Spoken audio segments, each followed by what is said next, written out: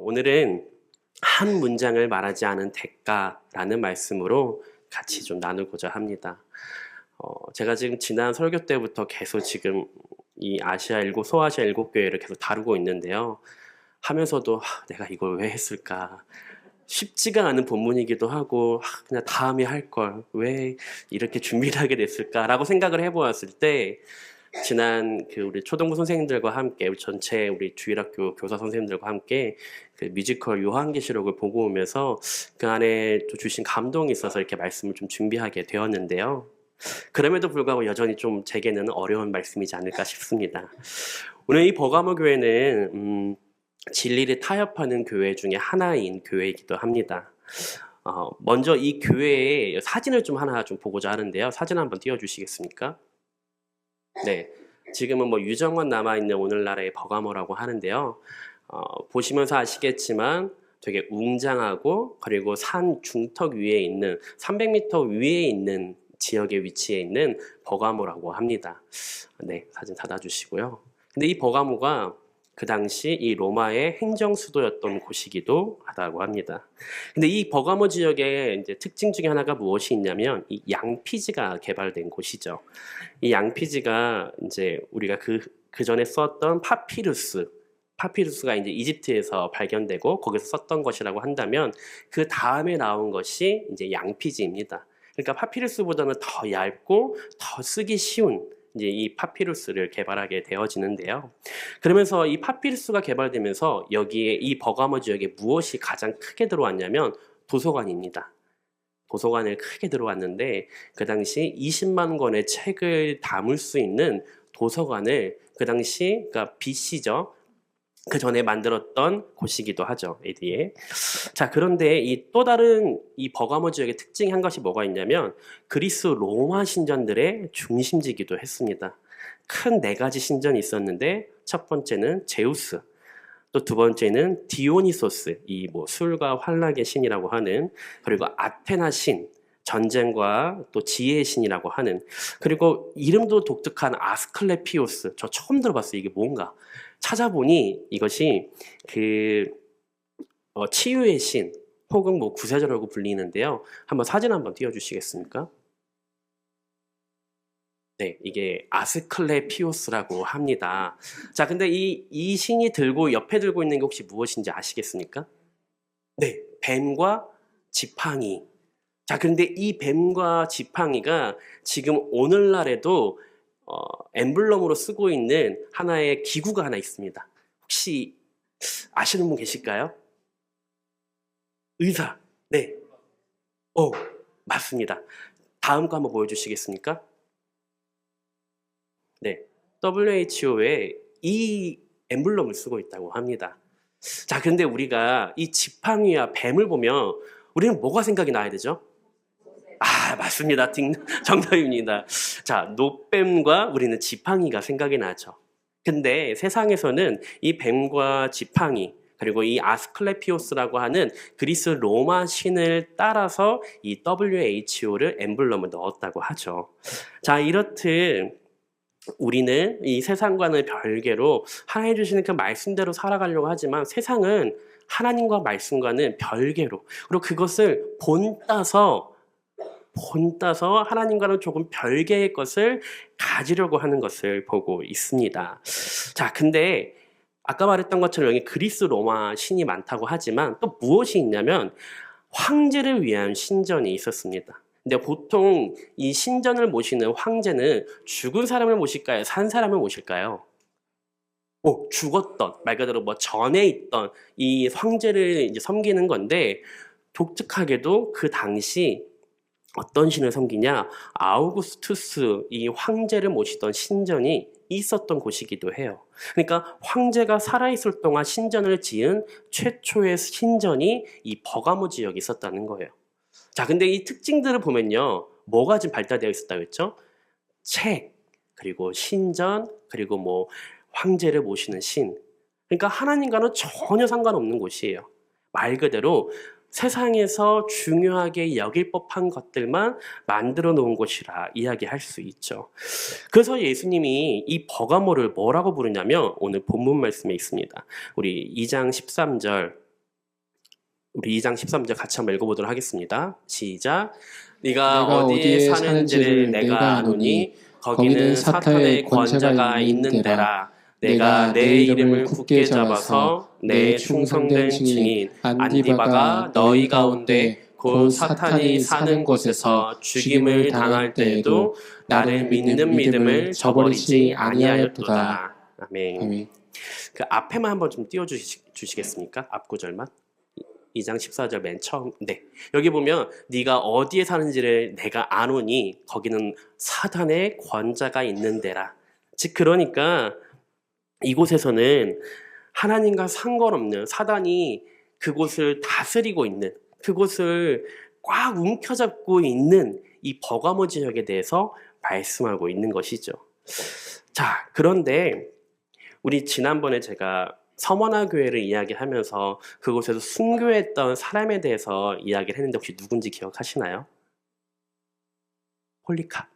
네, 폴리카 감독이 이 서머나 교회 감독으로서 있었을 때 순교를 당했다라고 이야기했죠. 자, 그런데 이 버가모 교회에도 마찬가지로 순교당한 한 분이 계시는데 오늘 누구라고 하죠? 안디바라고 합니다. 자, 이 안디바라는 뜻은 반대하다, 모든 것이라는 뜻을 가지고 있는데 다른 말로 표현하면 모든 것을 반대하다. 도대체 무엇을 모든 것을 반대했을까? 말 그대로 하나님의 뜻을 거르는 것에 대해서 모든 것을 반대한 자라고 이야기할 수 있습니다. 근데 성경에서는 이 안디바라는 이 단어가 딱 여기에서만 등장을 하는데 이 전생에 의하면 황제 숭배를 거부하다가 불에 달궈진 노쇠로 된 이 황소위에서 죽임을 당했다라고 이야기를 하죠. 근데 이 안디바에게 한 가지만 딱 이야기하라고 이야기합니다. 그게 뭐냐면 황제가 주이시다.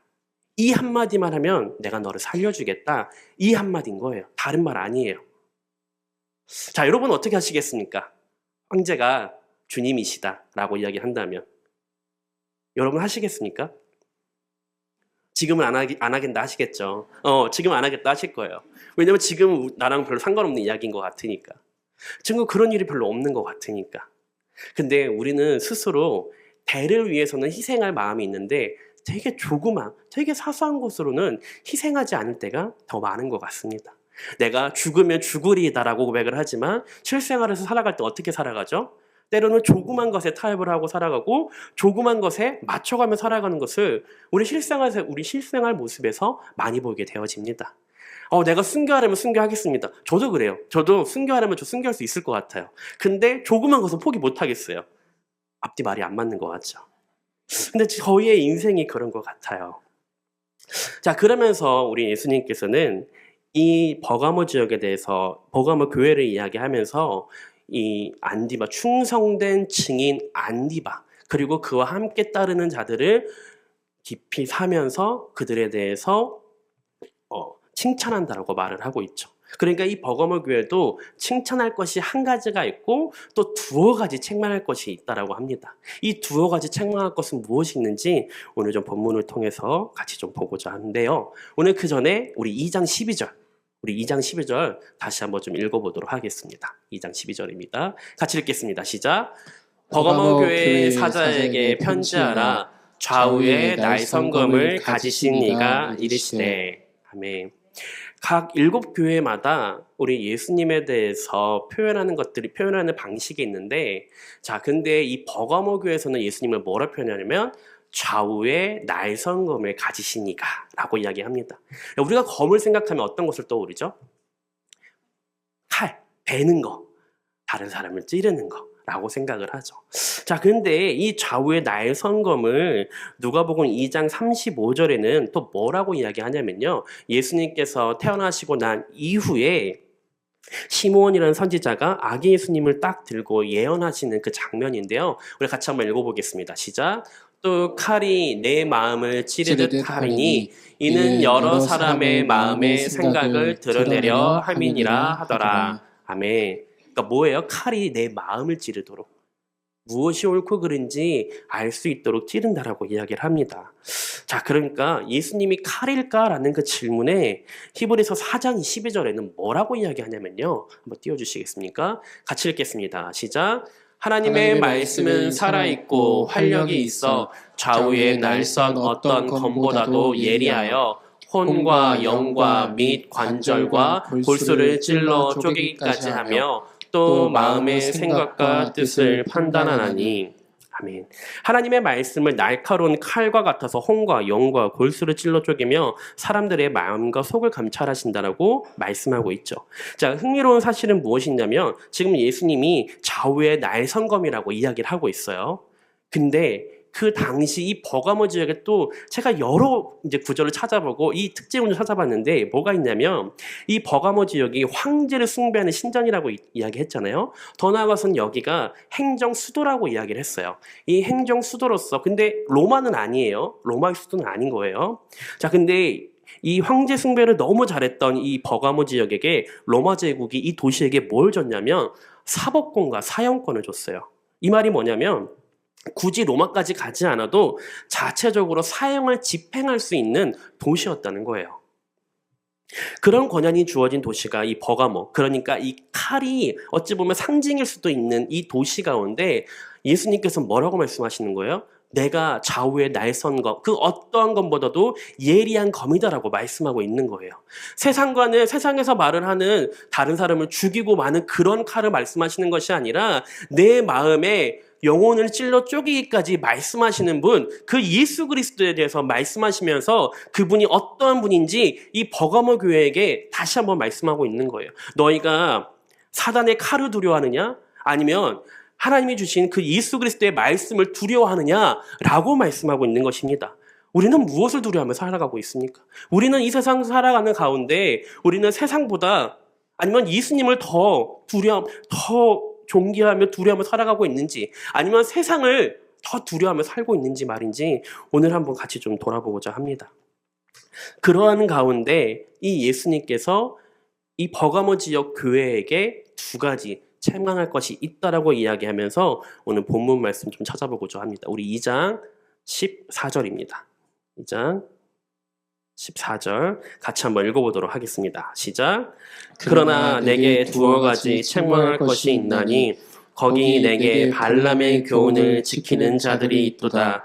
발람이 발락을 가르쳐 이스라엘 자손 앞에 걸림돌을 놓아 우상의 제물을 먹게 하였고 또 행음하게 하였느니라. 아멘.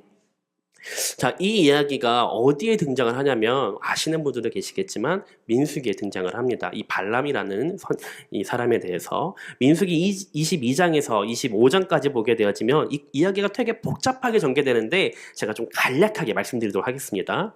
그 당시에 이제 이스라엘 백성들이 이제 모압 땅으로 와야 되는 그 상황 가운데 이 발락 왕이 발람을 청하면서 돈을 주면서 푸짐하게 주면서 부와 명예까지도 약속을 하면서 진짜 삼고초려 하듯이 이 발람을 초대합니다. 그러면서 그가 부탁하는 것은 무엇이냐? 이스라엘 백성들을 저주하라라고 이야기를 하죠.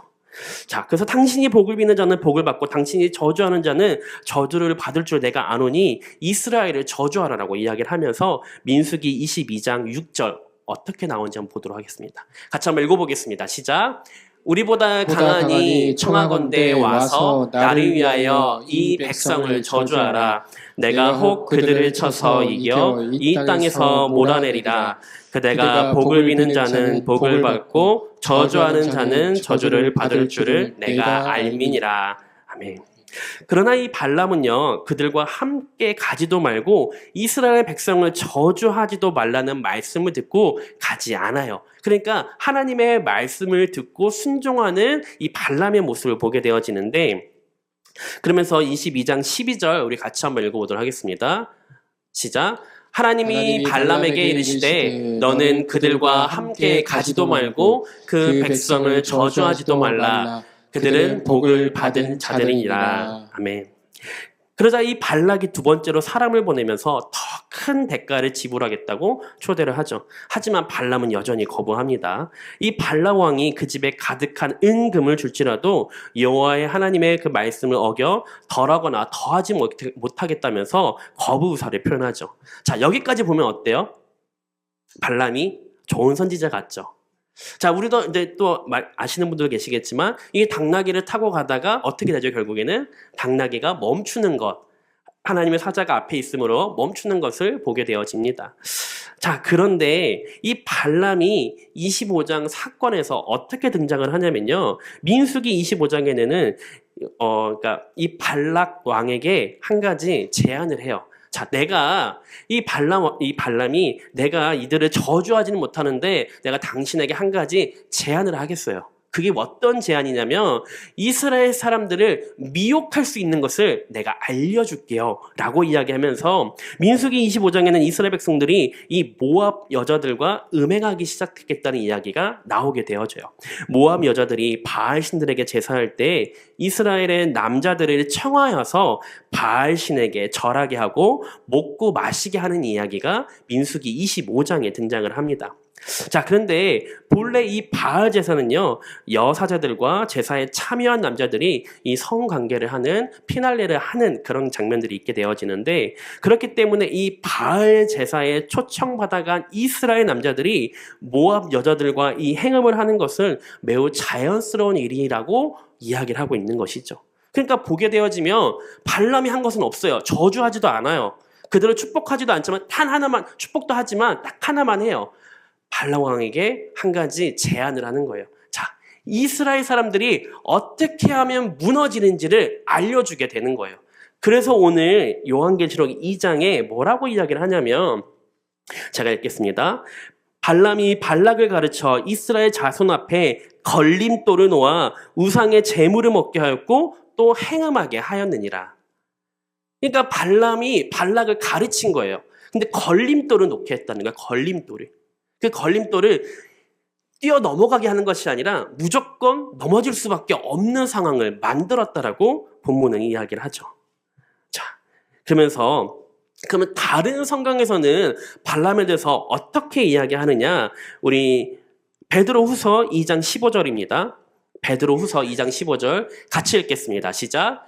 그들이 바른 길을 떠나 미혹되어 부올의 아들 발람의 길을 따르는도다. 그는 불의의 삭슬 사랑하다가. 아멘. 발람이 무엇을 사랑했다고요? 불의의 삭슬 사랑했다라고 이야기를 합니다. 하나님이 나귀를 통해서 그의 행동에 대해서 분명히 금지도 하였지만 사도 요한은 그 발람의 죄를 구체적으로 진술하고 있는데 제가 읽겠습니다. 아까 말했던 것처럼 발람이 발락을 가르쳐 이스라엘 자손 앞에 걸림돌을 놓아 우상의 제물을 먹게 하였고 또 행음하게 하였느니라 라고 이야기를 하면서 발람은 영리하게도 이스라엘을 무너뜨릴 수 있는 비책을 알고 있었다는 거예요. 만약에 발람이 그렇게 하지 않았다면 무조건 넘어지진 않았겠죠. 자, 다른 말로 표현을 한번 해볼게요. 사단은요, 우리에게요, 걸림돌을 우리 살아가는 인생 가운데 놓게 하신다는 거예요. 그것이 사람마다 다 다를 거예요. 어떤 걸림돌을 놓게 할 줄은 아무도 알지 못합니다. 근데 아까 처음에 우리 서두에 이야기했죠. 내가 죽으면 죽으리이다. 내가 황제가 주님이시다라고 말하지 않고 나는 살아계신 아들 예수 그리스도만이 나의 주님이십니다. 라고 고백할 수 있어요. 그쵸? 자, 그런데 우리가 세상을 살아가는 가운데 이 사단과 마귀는요, 교묘하게 속임수를 써가면서 우리를 넘어뜨리게 하려고 한다는 거예요. 때로는 그것이 물질일 수도 있고요. 때로는 그게 관계일 수도 있고요. 때로는 사람들이 다 하잖아. 그 정도 해도 괜찮잖아. 라고 생각을 하게 만든다는 겁니다. 제가 우리 첫째 딸에게 안 보여주는 것이 한 가지가 있는데 그게 무엇이냐면요. 유튜브를 안 보여줘요. 대신에 다른 거는 보여줘요. 요즘은 이제 커가지고 아이들 좋아하는 것들이 또 있더라고요.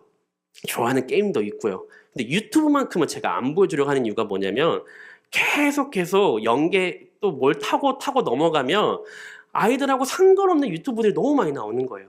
키즈 유튜브라고도 하지만 가끔 보면 저게 아이들이 보는 유튜브인가? 라고 싶을 만큼 이런 것도 너무 많아요. 그럼 제가 이제 그만 봐. 유튜브 안 돼. 난 분명히 이야기했어. 그럼 저희 딸이 뭐라고 이야기한 줄 아세요?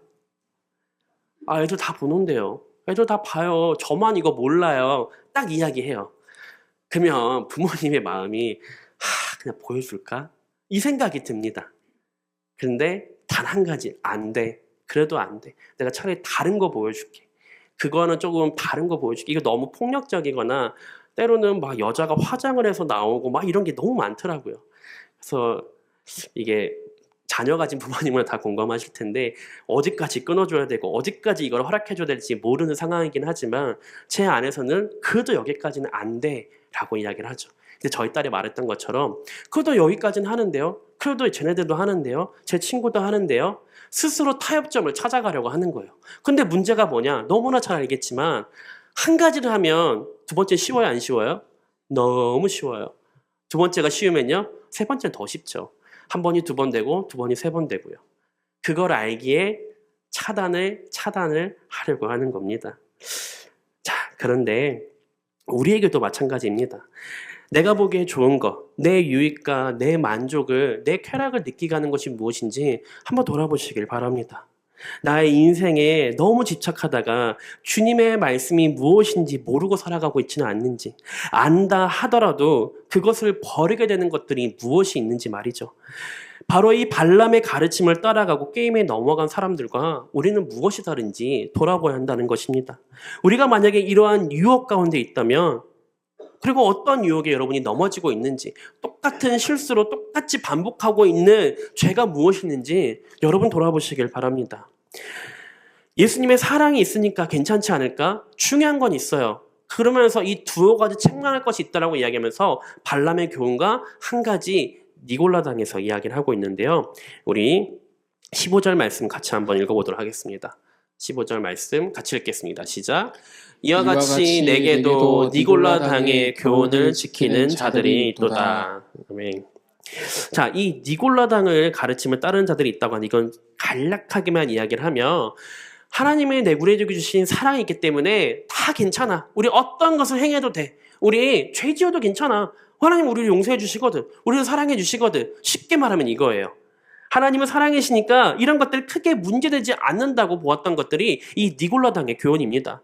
보네퍼가 말했던 것처럼 값싼 은혜, 회개 없는 용서, 순정 없는 은혜, 삶을 변화시키지 않는 복음을 가르쳤다는 거예요. 이것이 니골라당의 가르침이라는 겁니다. 에베소 교회는 니골라당의 가르침을 미워했기 때문에 칭찬을 받았습니다. 주님은 죄인들을 미워하지 않고 주님은 죄를 미워하십니다. 주님은 죄인과 죄를 구분해서 보시지만 더 나아가서는 이 버가모 교회는 이 니골라당의 가르침을 따라 살아가는 자들이 있었다라고 이야기하는 거예요. 자, 이 버가모 지역에 처음에 아까 말씀드렸습니다. 특징이 무엇이 있었는지. 자, 그러한 가운데서도 이 버가모를 감독했던 안디바는 그 앞에 순교를 하며 하나님 앞에 나아갔습니다. 충성된 증인이라 칭찬을 받고요. 자, 그런데 이 두 가지 책망할 것이 있다라고 이야기를 하며 발람의 교훈과 니골라당에 대해서 이야기를 하고 있습니다. 봐봐요. 이 지금 안디바는 한마디를 말하지 않았어요. 그 한마디가 뭐예요? 왕이 주님이시다. 이 한마디를 말하지 않은 거예요. 자, 다르게 보면요. 니골라당과 그리고 이 발람의 교훈을 따랐던 자들은 오히려 다른 말로 하면요. 말은 하지 않았지만 다른 걸로 하면 행동에 뒤따라갔던 자들이에요. 세상과 똑같이 살아갔던 자들이었다는 겁니다. 말로는 내가 예수님을 믿습니다라고 말을 할 수 있어요. 근데 말과 행동이 같아야 되는데 이 버가모 지역의 일부 교인들은 그러한 삶을 살지 못했다라고 이야기를 하면서 어떻게 또 이야기하시냐면 16절입니다. 우리 16절 같이 한번 읽어보겠습니다. 같이 읽겠습니다. 시작. 그러므로 회개하라. 그리하지 아니하면 내가 내게 속히 가서 내 입의 검으로 그들과 싸우리라. 아멘.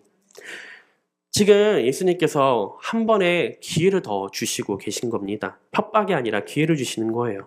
말씀의 검은 우리를 죽이기 위한 것이 아니라 이 병들게 하는 종양을 잘라내기 위한 것이기 때문이라는 거죠. 그렇지 아니하면 내가 내게 속히 가서 내 입의 검으로 그들과 싸우리라. 좌우의 날성검으로 그들과 싸우겠다라고 예수님께서 말씀하고 있습니다. 이번 이제 청소년부는 오늘까지 수련회를 마치게 되었고요. 초등부는 금요일부터 성경학교를 진행을 합니다. 주제는 성경입니다. 이 성경을 주제로 잡으면서 어떤 주제도 참 많이 있었지만 성경을 주제로 잡은 것은요. 이 아이들에게 근본이 무엇인지, 그 안에 기준을 무엇으로 잡아가야 될지, 세상의 기준이 아니라 하나님이 말씀하신 그 기준으로 잡아가야 되는데 그것이 성경 말고는 없기 때문에 이 성경을 주제로 잡았습니다. 아이들이 교회로 오는데 성경책을 가지고 오지도 않아요. 가지고 오는 건 단 하나, 핸드폰. 그리고 큐티책. 딱 이거 2개 들고 옵니다. 물론 다 그런 건 아니에요.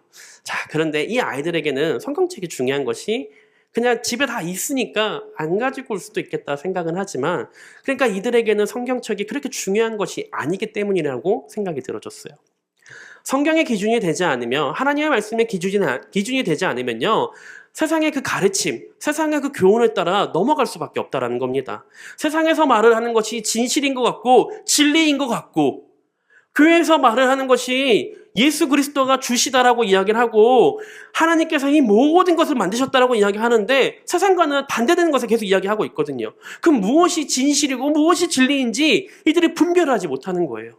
나중에 커서 물어보는 거죠. 정말 예수님 살아계세요? 정말 하나님이 진짜 다 만드신 거예요? 이 질문을요, 제가 사역을 할 때마다 매번 질문을 들어요. 근데 아이들에게만 듣지 않습니다. 청소년에게도 듣고요, 청년에게도 들어요. 모르는 거예요. 들어도 모르는 거예요. 왜냐? 성경의 기준이 되어 있지 않기 때문이라는 거죠. 그래서 이번에 초등부는 성경학교를 단 하나 성경의 기준을 맞춰서 잡아가려 하고 있고, 단순하게 어떤 프로그램을 많이 넣지 않았어요. 지금 초등학교 아이들 몇 명 있어서 말 안 하고 싶은데, 성경 필사하고요, 성경 목록 암송하고요, 성경 퀴즈 대회 하고요, 다 알려줘 버렸네. 이런 것만 할 거예요. 그냥 성경책만 붙잡고 있을 거예요. 다른 거 안 할 거예요. 물론 이제 저녁은, 점심은 맛있게 먹을 거고요. 자, 그러면서 우리 아이들에게는 성경이 정말 하나님의 말씀이고, 그리고 예수 그리스도가 말씀이 육신이 되어라는 그 말씀 그대로 이들에게 알려주려고 합니다. 어려서부터 성경을 아는, 정말 아이들뿐만 아니라 저희도 마찬가지로, 저희도 성경을 안다라고 이야기를 하고 저희도 하나님의 말씀대로 살아간다라고 하지만 때로는 세상에서 말을 하는 그 기준대로 살아가는 것이 우리 안에 너무 많습니다. 저도 마찬가지고요. 이 정도는 해도 괜찮잖아. 사람들 다 하는데. 저도 준비하면서 제일 많이 걸렸던 건 운전이에요. 운전하면서 이 빵빵하는 거. 요즘은 그래도 이 쌍라이트를 안 켜는데 이 쌍라이트를 이제 다시는 안 킵니다. 다시는 안 켜요. 빵빵도 이제는 안 하려고 합니다. 빵빵하는 것마저도. 지난번에 교회 차 운전하다가 빵빵 한번 해가지고 이거 하면 안 되는데 했었는데요. 사람들 다 하니까요. 저 옆 사람도 하는데요. 저 사람도 하는데요. 단순한 기준이라고 이야기할 수 있지만 우리가 기준을 잡아야 될 것은 세상에서 말을 하는 기준이 절대 아니어야 합니다. 우리가 붙잡아야 될 기준은 오직 말씀의 기준이 되어서 살아가야 하는 것입니다. 이것이 우리가 오늘날 할 수 있는 세상에서 살아가는 가운데 저항인 거예요. 다른 게 아니에요. 예수 그리스도가 주님이십니다. 우리는 고백해야죠. 고백하면 늘 살아가고 있죠. 근데 말뿐만이 아니라 우리의 행동 가운데 무엇이 기준을 잡고 살아가고 있는지 돌아봐야 합니다. 절대 예수 그리스도를 믿는 것에 대해서는 타협은 없어야 합니다. 무엇으로도요. 타협은요, 양측에서 서로 한 발 양보하는 거라고 이게 뜻에 나와 있더라고요. 한 발 양보하는 거예요. 한 발 양보하면 어떻게 돼요? 2발 양보하죠. 2발 양보하면요, 3발 양보합니다. 그게 우리 살아가는 세상이에요.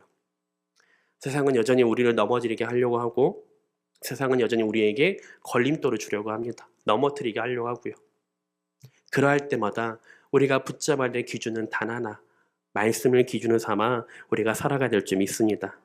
그러할 때 마지막에 하나님은 또 우리에게 이 약속의 말씀을 주십니다. 우리 본문 마지막 말씀인데요, 우리 같이 한번 읽어보도록 하겠습니다.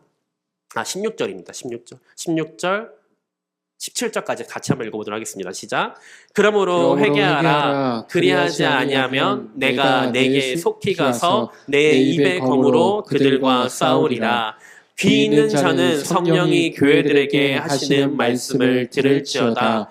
이기는 그에게는 내가 감추었던 만나를 주고 또 흰 돌을 줄 터인데 그 돌 위에 새 이름을 기록한 것이 있나니 받는 자 밖에는 그 이름을 알 사람이 없느니라. 아멘. 이 감추었던 만나, 지성소 안 언약궤 안에 담겨있던 그 특별한 만나, 하나님의 그 임재와 생명의 떡을 상징하죠. 발람의 꾀에 빠져 우상의 재물을 먹은 사람들과 대조적으로 끝까지 신실하게 남은 자들에게는 이 생명의 만나를 주시겠다라고 말씀하고 있습니다. 두 번째는 흰돌은 하나님의 나라의 입장권, 이 영생에 대한 약속을 의미하고 있는 거예요. 그러니까 하나님이 다 책임져 주시겠다라고 말씀하고 있는 거, 쉽게 말하면 하나님이 만나를 주시겠다고, 끝까지 이 생명의 떡을 주시겠다라고 말씀하시는 거고, 두 번째로는 이 흰 돌, 영생에 대한 약속을 의미하면서 하나님이 주신, 우리에게 주신 약속을 두 가지로 말씀하고 있는 거예요. 근데 중요한 게 뭐예요? 회개하라라고 말씀하고 있는 거예요. 회개하지 않으면 안 된다라고 말씀하고 있죠. 너희가 회개하고 돌아올 때 내가 너희에게 이 숨겨진 만나와 흰돌을 주시겠다라고 약속의 말씀을 주고 있죠.